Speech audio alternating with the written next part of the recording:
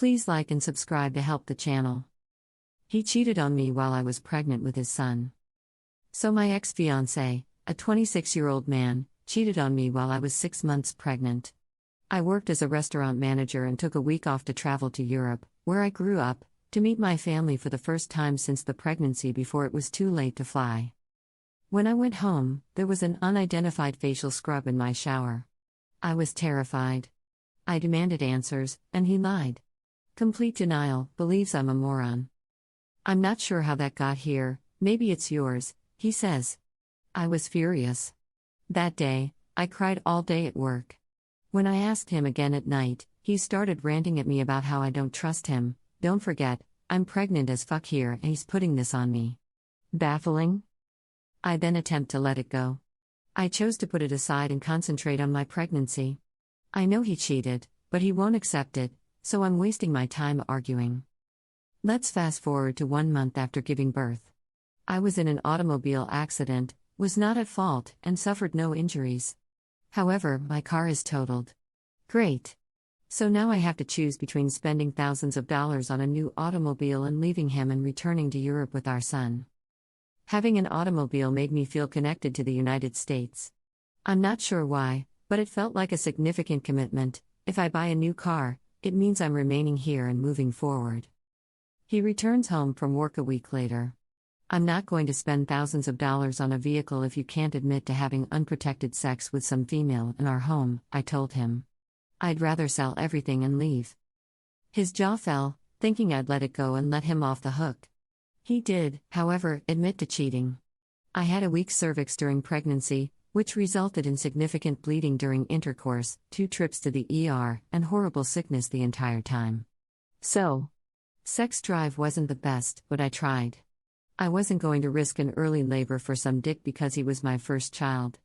Don't fuck someone in our house, just jerk off for a while.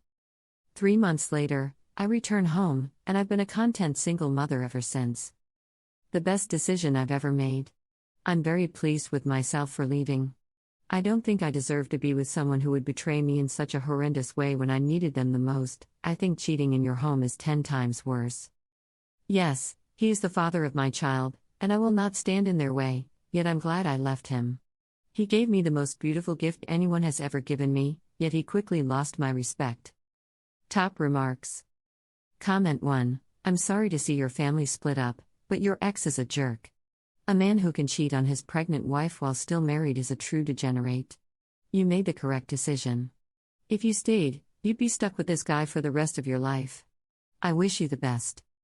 Op response, I disagree once more. When someone proposes to me and we actively strive to have a baby, it's not my obligation to say things like, hey, just FYI, don't cheat on me today. Sorry. If you let me believe that we're fine and that I'm content. And if you have a problem with me that you can't or don't want to talk about, you suck. Like, if you're a jerk and lie to yourself and your spouse about what you want and force them to live a lie, it's not my fucking fault. It's not my fault if you have an issue and don't discuss or verbalize it. You don't care about me? Break it off with me. Simply put, don't propose. Don't bring up the subject of having a child. I can't read people's minds. No, it's not obvious that the man who loved and supported me throughout my pregnancy, at least until the infidelity, would fuck someone in our living room. No, I was not blind. Some folks are just jerks who do stupid things.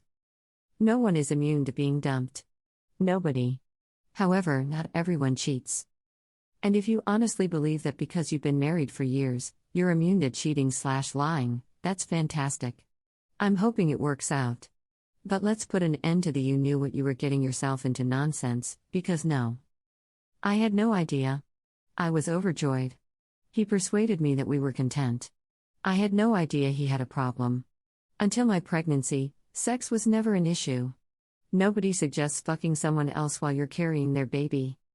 Sorry for the lengthy response. People who blame the person who has been cheated on for made bad decisions irritate me. People are fantastic at lying, buddy. He could have averted this by stating, hey darling, I really want to have a baby with you, but honestly if you can't fuck the same for the next 9 months, I'm going to have to fuck someone else, sorry. But who the hell says that? Haha. Follow up, I completely agree with this statement. I really agree with the bit about not needing to ask not to be cheated on, but I agree with the whole thing. I was cheated on prior to, during, and after my pregnancy. It felt even worse after that. As if to say, we have our own little family now, how could you do this? As well as a sudden insecurity about my postpartum body. It sucked a lot to be cheated on throughout all of it. I recall joking with him shortly after giving birth that I would wait the whole 6 weeks after giving birth to have sex, and his reaction was clearly disturbed and skeptical. One of those foreshadowing signals of what was to come. The saddest part was when an old, dear friend called me about a month after we had our baby. She's apologizing profusely, and I'm trying to figure out what she's on about. The next message she sends is a long screenshot of my son's father telling her how perfect she is, how much he wants her, and even that he would choose her over me the night before. I was absolutely shattered. I'm still broken at times. It was as if it was my fault for not trying harder or putting up more effort. I doubt I'll ever be able to totally trust any future partners to be trustworthy.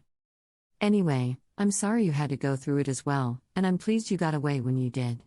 And it appears that you have kept a level head throughout your journey. I hope that when you think of yourself as an individual, you love who you are and what you've achieved. You are the person who most merits your affection. Best wishes.